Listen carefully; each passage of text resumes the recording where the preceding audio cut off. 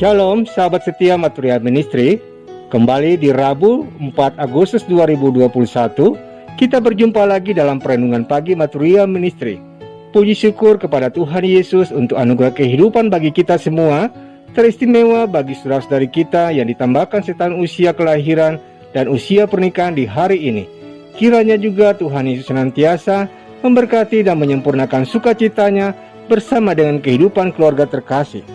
Kini sabda Tuhan akan kita dengarkan, mendahulunya kita berdoa. Bapa yang mulia, urapilah kami dengan Roh Kudus-Mu, sehingga dengan hikmat Allah setiap kami yang akan disapa dengan kebenaran firman-Mu dapat memahami dan melakukannya dalam kehidupan kami. Demi Kristus Yesus kami berdoa. Amin. Bacaan Alkitab terambil dalam kitab Kejadian pasal 12 ayat 10 hingga ayat yang ke-20 yang menyatakan, ketika kelaparan timbul di negeri itu, pergilah Abram ke Mesir untuk tinggal di situ sebagai orang asing, sebab hebat kelaparan di negeri itu. Pada waktu ia akan masuk ke Mesir, berkatalah ia kepada Sarai istrinya, memang aku tahu bahwa engkau adalah seorang perempuan yang cantik parasnya.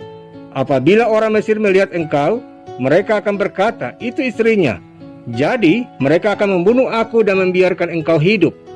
Katakanlah bahwa engkau adikku, supaya aku diperlakukan mereka dengan baik karena engkau, dan aku dibiarkan hidup oleh sebab engkau. Sesudah Abram masuk ke Mesir, orang Mesir itu melihat bahwa perempuan itu sangat cantik. Dan ketika punggawa-punggawa Firaun melihat Sarai, mereka memuji-mujinya di hadapan Firaun, sehingga perempuan itu dibawa ke istananya.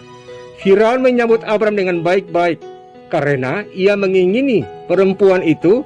Dan Abram mendapat kambing domba, lembu sapi, keledai jantan, budak laki-laki dan perempuan, keledai betina dan unta. Tetapi Tuhan menimpakan tulah yang hebat kepada Firaun. Demikian juga kepada seisi istananya, karena Sarai, istri Abram itu. Lalu Firaun memanggil Abram serta berkata, apakah yang kau perbuat ini terhadap aku? Mengapa tidak kau beritahukan bahwa ia istrimu? Mengapa engkau katakan dia adikku sehingga aku mengambilnya menjadi istriku? Sekarang inilah istrimu, ambillah dan pergilah.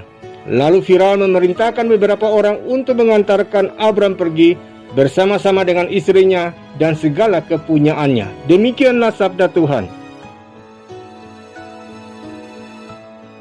Di ayat yang ke-10 saudaraku, bacaan kita dikatakan terjadi kelaparan hebat di tanah yang dijanjikan akan penuh berkat. Padahal Abram diperintahkan Allah untuk meninggalkan Haran, tempat lahirnya, sana keluarganya berada, untuk ke sebuah tanah penuh berkat, tempat di mana ia memiliki keturunan satu bangsa yang besar. Hidupnya diberkati dan namanya akan masyhur, serta hidupnya menjadi berkat. Lalu bagaimana bisa tanah yang katanya diberkati justru dilanda kelaparan? Jika kita pada posisi Abram, dapat saja kita berpikir demikian. Ternyata saudaraku, perjalanan Abram itu belum sampai di tanda titik. Abram memang tidak luput dari kelaparan. Abram memang terpaksa harus mengungsi ke Mesir. Meski demikian, ternyata justru dari Mesirlah Abram kemudian mendapati kambing domba, lembu sapi, keledai jantan, budak laki-laki dan perempuan, keledai betina dan unta. Bahkan Kejadian pasal 13 ayat yang kedua menyebut Abram sangat kaya. Memang saudaraku, ada kalanya menaati perintah Allah bisa membawa kita kepada situasi yang tampaknya lebih sulit dan buruk. Ada banyak orang yang ketika bersikap jujur misalnya, justru dianggap aneh dan dikucilkan. Ada yang ketika bersikap adil justru dianggap tidak punya hati. Ada orang yang saat mau mengampuni pun justru dianggap bodoh.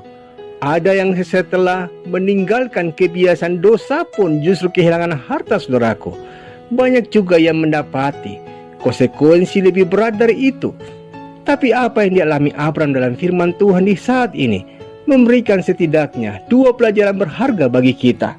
Yang pertama saudaraku, menaati perintah Allah tidak pernah salah.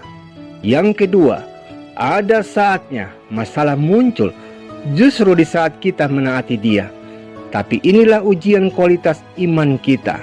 Abram tetap percaya dan tidak putus asa saat harus mengalami masalah.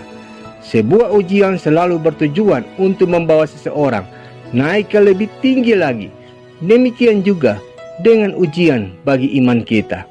Karena sungguhnya ujian iman membawa iman kita lebih berkualitas. Amin. Ibu Bapak, saudaraku, mari kita sehati dalam doa. Syukur dan terima kasih Tuhan Yesus untuk hari baru pemberian-Mu, untuk sabda-Mu yang boleh menyapa kami di saat ini, mengingatkan kami bahwa terkadang kami sangat sulit untuk memahami bagaimana cara Tuhan memberkati kami. Oleh karena itu ya Tuhan, tuntunlah kami dengan hikmat-Mu, mampukanlah kami untuk dapat bersikap bijaksana ketika situasi dan kondisi kami berada dalam situasi yang sangat sulit, sehingga iman kami tidak tergerus hanya karena melihat berkat Allah selalu hadir dalam situasi yang baik-baik saja. Tolonglah kami ya Tuhan. Demi Kristus Yesus kami berdoa. Amin. Selamat pagi saudaraku. Ingatlah, tetaplah berjalan dalam iman meskipun langkah kehidupan kita mulai lelah dan goyah. Tuhan tidak akan membiarkan kita jatuh jika iman kita tetap terus mengandalkannya. Selamat beraktivitas saudaraku. Tuhan Yesus memberkati.